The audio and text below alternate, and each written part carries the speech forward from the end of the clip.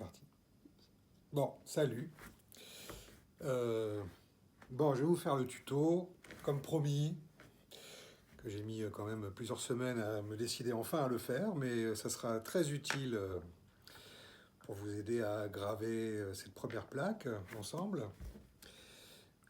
Tuto gravure caniculaire, là, avec cette chaleur là qui s'abat sur nous depuis quelques jours. Mais ici dans l'atelier, on est plutôt pas mal. Donc, je vais juste vous montrer dans ce petit tuto de quelques minutes comment on va reporter d'abord le dessin sur la plaque vernie. J'ai fait une petite plaque vernie comme ceci. Reporter un dessin à l'aide du calque ou à l'aide du papier transfert que je vous ai aussi glissé dans l'enveloppe. Et ensuite, graver, vous montrer un peu les limites des trames quand on va gratter le vernis. Voilà. Donc alors, d'abord, parce que vous voyez, tiens, tu peux t'approcher s'il te plaît. J'ai un super assistant avec moi qui s'appelle Valentin. Donc pour faire, imaginons que vous faites d'abord votre dessin au recto avec un crayon un peu gras, quoi, un crayon 2B, largement suffisant. On va se faire notre forme. Oh là, bah voilà, ça commence. Comme ceci, donc on a la forme dans le bon sens, hein. Voilà, et donc comme vous savez, il faut graver à l'envers, c'est-à-dire graver en miroir sur la plaque. C'est pour ça qu'il est très utile de d'abord dessiner sur un calque notre esquisse, alors pas faire un dessin trop approfondi, mais au moins les contours, l'esquisse du dessin. Et une fois qu'on a fait notre esquisse, on va la reporter à l'envers. Donc une fois que l'esquisse est faite sur le calque, on va la reporter à l'envers sur ma plaque vernie. Donc je vais retourner mon calque et appuyer, pas trop fort quand même, juste la pression qu'il faut. Donc reprendre au dos les traits de mon calque. Alors si on appuie trop fort, on risque d'endommager le vernis.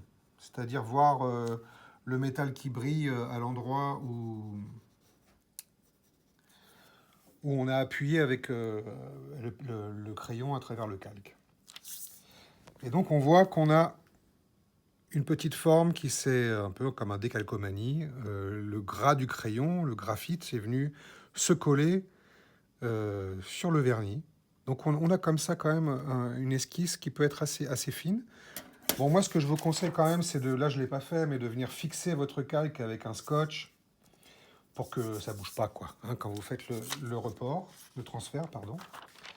Donc là, c'est une manière de faire un transfert, mais on peut aussi le faire avec le papier transfert, qui est ce papier rouge, papier Saral.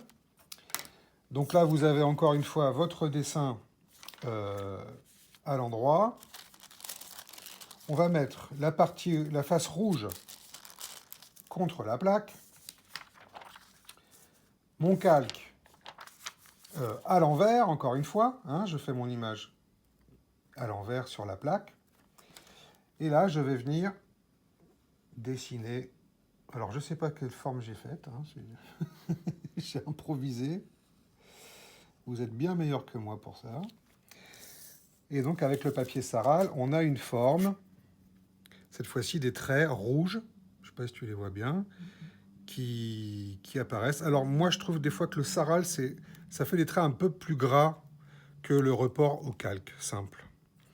Mais c'est peut-être aussi plus efficace. Si, par exemple, vous avez une photocopie de votre image inversée que vous avez travaillé sur ordinateur, bon, bah, vous faites ça au Saral plutôt que sur un calque. Voilà. Donc, on continue. Maintenant, je vais vous montrer aussi, ça c'est un nuancier de trame que j'ai réalisé sur une plaque de cuivre.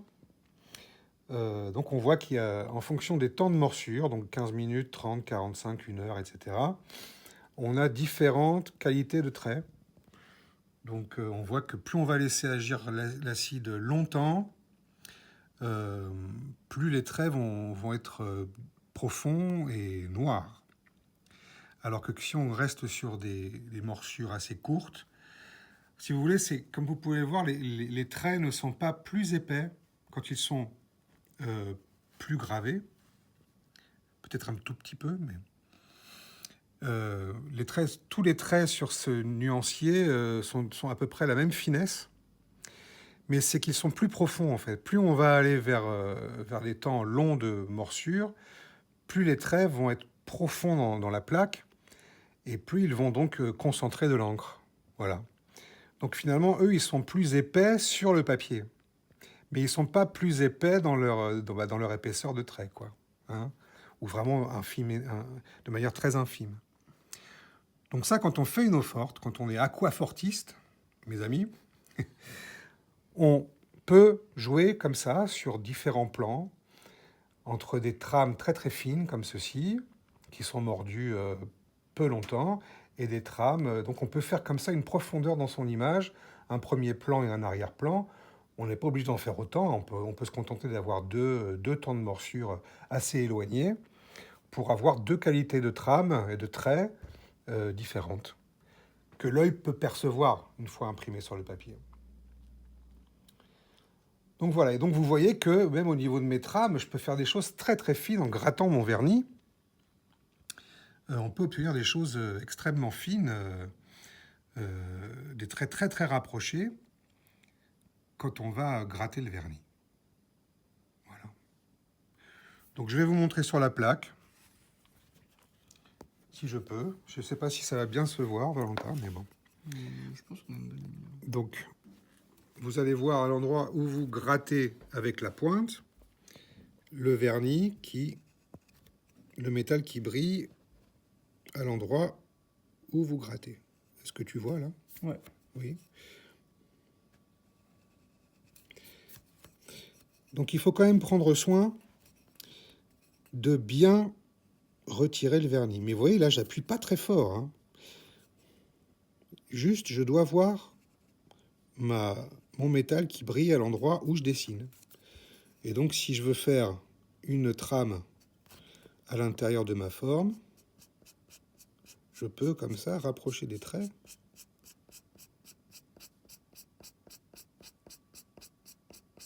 Très fin. Bon là, vous voyez, c'est une plaque de zinc, donc ça, c'est argenté. Il y en a certains à qui j'ai envoyé du cuivre, donc ça sera plutôt couleur cuivre. Cuivré. Voilà, ces petites bouloches là de vernis, on peut les retirer au doigt. Et là, on peut croiser une première fois. Je pense que c'est tout à fait envisageable avec ma petite pointe là très fine. On peut croiser, c'est un peu ce que j'ai fait sur mon nuancier. Hein.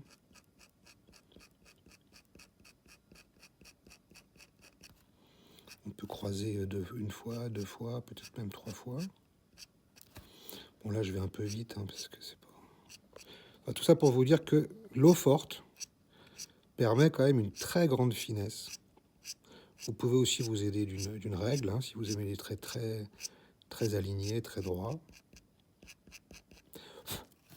Voilà, donc ça se retire tranquillement. Il y a juste une chose à éviter, c'est par exemple quand on gratte, quand on dessine très vite, et qu'on a une main très légère, comme ça, qui tourne, quand on aime faire des petites hachures très très rapides. Bon, des fois, quand on travaille comme ça et que le vernis est un peu plus épais, comme dans cet endroit-là, vous voyez, on voit qu'il est un peu plus épais, même si là, c'est plutôt pas mal. Et ben, quand on va un peu trop vite,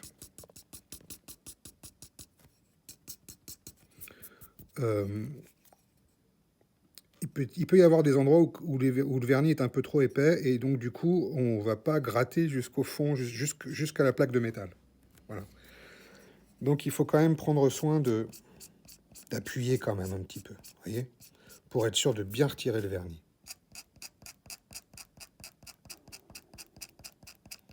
Je sais pas si c'est clair. Bon, voilà. Et je peux recroiser encore. Une troisième fois. Même encore. Normalement, les vernis que j'ai appliqués sur vos plaques, ils sont quand même bien posé, je pense. On peut toujours avoir une mauvaise surprise, mais ça m'étonnerait. Vous voyez, on peut arriver quand même à des choses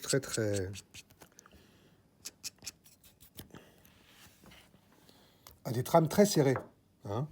Et comme je vous expliquais, ensuite, on va venir choisir un temps de morsure pour avoir quelque chose de plus ou moins profond, des traits plus ou moins noirs. On peut jouer là-dessus. Alors, une dernière chose sur cette manière de gratter la plaque avec une pointe. On peut se dire, tiens, bah, j'ai envie d'avoir une zone noire, donc je vais venir retirer plein de vernis comme ça.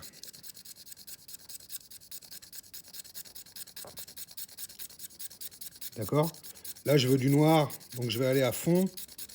Je vais gratter comme une brute. Je vais retirer tout le vernis. Et comme ça, j'aurai un beau noir. Vous voyez? Et bien ça marche pas. Donc ça, il faut pas le faire. Ça, c'est interdit. Parce que là, en fait, ça va faire ce qu'on appelle un crevet. C'est-à-dire, c'est une zone très large. Donc l'acide, lui, bah, quand on va plonger la plaque dans le bain d'acide, l'acide va aller graver cette zone-là. Hein.